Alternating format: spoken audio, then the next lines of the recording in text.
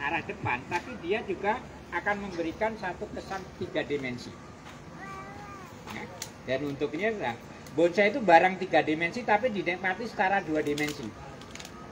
Karena hanya dari satu sisi. Tapi dia harus ada efek 3 dimensinya. Ya. Ini dia membangun dari bentuknya perjangan yang di belakangnya, bentuknya ada nih ruang-ruang yang membuat efek 3 dimensi dari depan. Kemudian penataan percabangan dan peranting dan untuk ininya sangat harmoni di dalam untuk ini. Terus tapak kakinya, nah ini yang biasanya seringkali menjadi menuntut ininya.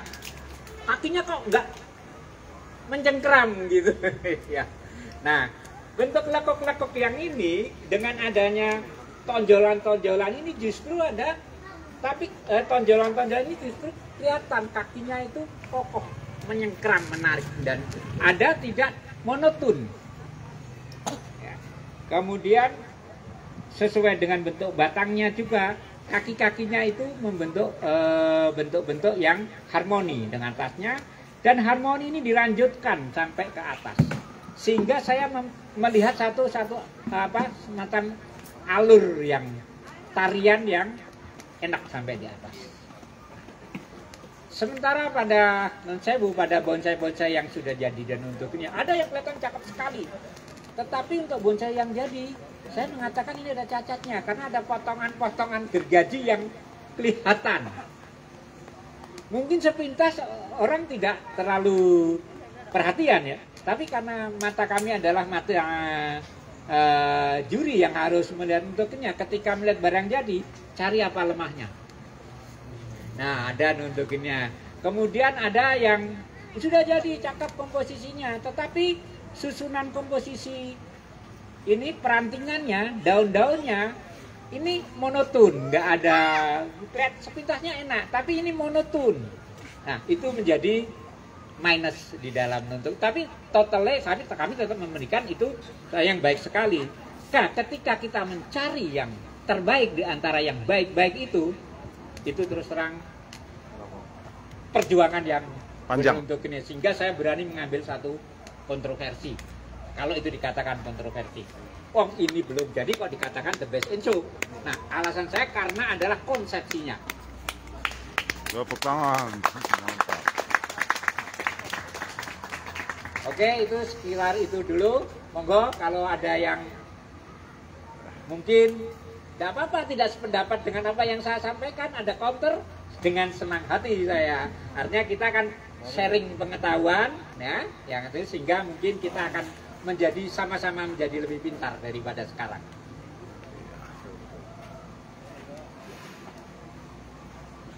Atau nggak berani nanya karena aku tua. Sukan mau nanya, nggak apa-apa.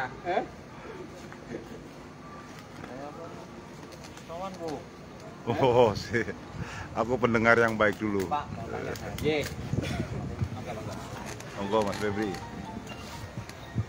Mau tanya Pak, untuk penilaian Dewan Juri mengenai penampilan dari pot, terus idealnya seperti apa? Untuk pohon formal, potnya idealnya seperti apa? Untuk pohon yang punjin atau cascade idealnya seperti apa? Dari sudut pandang Dewan Juri seperti apa yang terbaik? Masukan Pak. Pot, kalau untuk kita bicara bonsai jadi, ya kalau sudah jadi penampilan itu total ya, karena namanya total performance, itu pot harus menjadi bagian visual yang harus kita kita sajikan. Katakanlah kalau pohon yang rindang gede ya, yang rindang gede tentunya dengan akar yang menancap lengkap dan untuk ininya, kalau potnya tipis, apa kira-kira kuat nggak dalam untuk ininya? Itu visualnya yang harus bicara. Oke, mungkin bisa, tetapi dia harus lebar. Kalau dia tidak lebar, dia harus dalam. Nah, kedalamannya seberapa? Kita perbandingkan dengan bentangan maupun volume tingginya pohon. Nah, itu semuanya itu harus kita dalam kemudian teksturnya. Ya. Kalau pohonnya sudah artinya pohon yang rindang yang untuknya menarik, pohonnya menarik, dikasih pot yang terlalu kompleks ya, maunya relief yang terlalu rumit, gede lagi maunya, bisa-bisa yang menjadi perhatian potnya bukan pohonnya. Nah, pot dengan pohon itu harus saling mendukung. Nah, saling harmoni ya, harmoni. Harmoni itu bisa kontras. Kontras itu katakanlah pohonnya sudah dengan tekukan-tekukan yang bermacam-macam ya dengan untuk ini. Nah, kalau ini potnya juga meliuk-liuknya bermacam-macam juga, sejauh dia tidak saling bertabrakan monggo. Tetapi untuk menampilkan, karena yang mau ditampilkan liukan-liukan, yang untuknya mungkin potnya justru sederhana, sehingga fokus itu pada pohonnya, liuk-liukannya. Tapi bisa juga pot itu dengan relief, tapi reliefnya enak, menyatu dengan pohonnya, bisa. Ya, katakanlah maunya semacam tanaman-tanaman yang kita dapatkan di alam ya, ada batunya yang untuk ini, itu kemungkinannya bisa dua macam. Potnya meneruskan karakter batu, atau potnya kontras sehingga batu yang ada dari alam menonjol. Nah, ini semuanya harus kita lihat dari ininya. Kalau batunya yang di alam cuman kita dapatkan sedikit gitu, tapi ini harusnya batunya kuat, kita tambahi.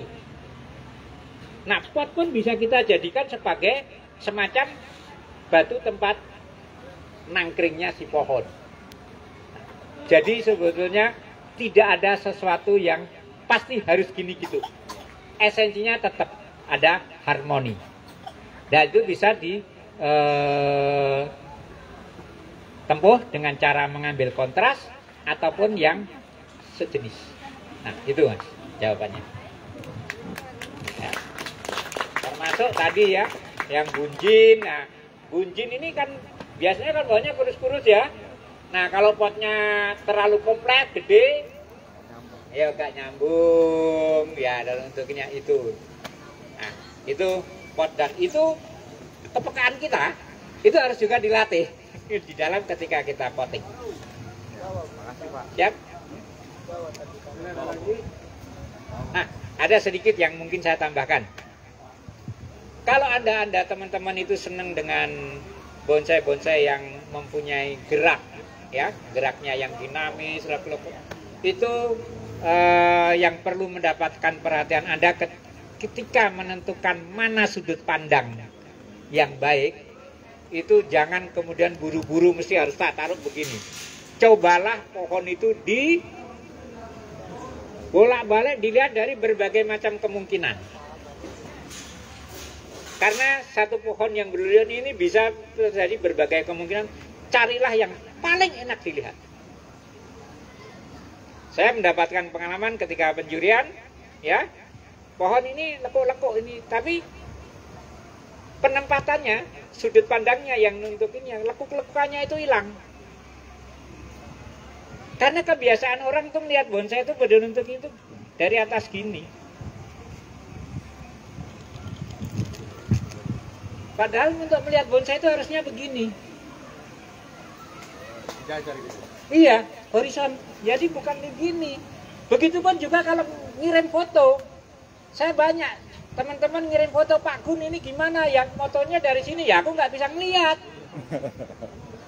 Harus fotonya kalau foto harus dari sini, ceklet dan untuk ini, sehingga kita nggak bisa melihat alurnya itu. Karena apa tadi? Bonsai itu adalah produk 3 dimensi yang dinikmati secara 2 dimensi. Ya, nah itu ya, ya untuk ini. Jadi hal-hal yang kayak gitu itu, dan kayaknya jarang yang ngasih tahu kita untuk ininya. Nah, gitu. Jadi ya kalau ngirim gambar supaya kelihatan cakep dan untuk ininya fotogenik, ambillah dari sini. Begitu juga ketika Anda membuat. Kalau membuat sudah tekuan itu kan dicek dengan mata begini. Nah sekarang kan ada kamera gampang, nggak cocok hapus kan gitu kan, cekrek. Nah efek 3 dimensinya muncul nggak? Banyak pohon yang kelihatannya sepintas bagus, tapi ketika difoto jadi jelek. Karena apa? 3 dimensinya itu nggak muncul, jadi tidak menjadi fotogenik. Nah, yang bagus itu dilihat sepintas enak, difoto enak. Nah, itu menjadi bonsai yang fotogenik. Cara ngelihatnya tadi ya, jangan ngelihatnya gini. Nah, kalau motret juga dari arah sini. Monggo, masih ada lagi?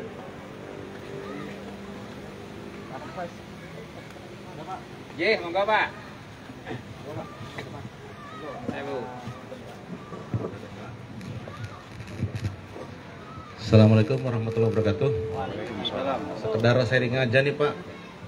Maksud saya tadi dibicarakan tentang masalah bonsai Jepang dengan bonsai tropis nih Pak Ji. Kelihatannya kalau bonsai Jepang itu kalau saya lihat itu proporsinya kan biasanya tadi 5 gaya pertama.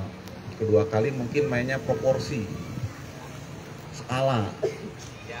Sedangkan bonsai tropis itu kalau saya lihat terkadang batang atasnya besar, kecil, yang bawahnya kecil terkadang.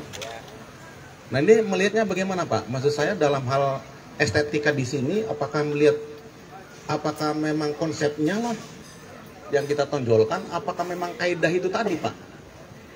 Nah sedangkan yang kita arahkan di sini atau Bapak nilai ini, apakah konsepsi dari Jepang tadi, apakah tadi konsep dan posisi tidak mengenal adanya itu tadi Pak, proporsi dan apa namanya skala gitu kan. Terima kasih Pak. Oke. Itu dulu. Ini sharing yang menarik gini. Jadi kembali lagi bahwa konsep Jepang tadi di samping tentunya apa ada sisi estetika, dan proporsi kan bicara estetika. Jepang juga ada konsep yang namanya simbolik. Ya. Kenapa kok bonsai-bonsai yang dari Jepang, terutama bonsai-bonsai yang lama, yang itu selalu kesan segitiga? Ini ada sebetulnya ada simbol. Jadi dia punya simbol dan segitiganya itu ada titik ini, titik ini, titik ini. Ini tidak boleh sama tinggi. Sama kaki, sama sisi terkadang ya Pak ya? Ya, sama sisi nggak boleh.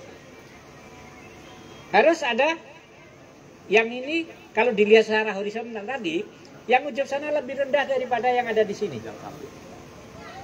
Karena ini ada simbol sebutnya 3 simbol. Itu adalah ini mensimbolkan bumi, sini mensimbolkan manusia, di sini mensimbolkan langit atau di situ adalah Tuhan. Filosofinya. Nah, kemudian proporsinya. Kenapa kok bonsai baru untuk itu meruncing? Ya, karena terus terang di Jepang, di Cina juga ya untuk ini karena Jepang itu negara-negara subtropis itu kebanyakan tanamannya itu adalah tanaman berdaun jarum. Contoh berdaun jarum itu adalah cemara yang bentuknya. Itu kemudian dia pasti kan tumbuhnya itu ke atas meruncing. Percabangannya kiri kanan di bawah apa paling besar. Ada untuk ininya. Ini ciri-ciri berdaun jarum. Itu kalau dia tumbuhnya sehat selalu sampai. Tapi ketika terjadi ada badai, ada angin dia tertiup melengkung. Kemudian dia akan muncul percabangan baru karena adanya penumpukan energi di tempat-tempat yang tertekuk. Nah, akhirnya juga kan cemara juga ada yang tumbuh yang benar kayak pohon-pohon yang berdaun lebar ya. Nah, sementara di negara tropis kita banyak dikenal justru karakter berdaun lebar. Jadi bukan yang berdaun jarum. Karakter berdaun lebar itu waktu kecil semua tanaman tumbuhnya tegak. Tapi begitu berdaun lebar karena gravitasi apalagi ini angin dan terjadi melebar, pecah. Ada percabangan-percabangan. Dan yang dia titik tumbuh itu kan mesti di atas. Karena dia meren gini, tumbuh baru di atas. Nah, yang tinggal di bawah kadang-kadang kalah. Nah, ada yaitu saya juga punya pengalaman kontroversi ketika saya menjuri di Rumah Bonsai Indonesia. The Best in Show-nya kebetulan batang yang paling belakang, paling bawah lebih kecil dibandingkan batang yang kedua.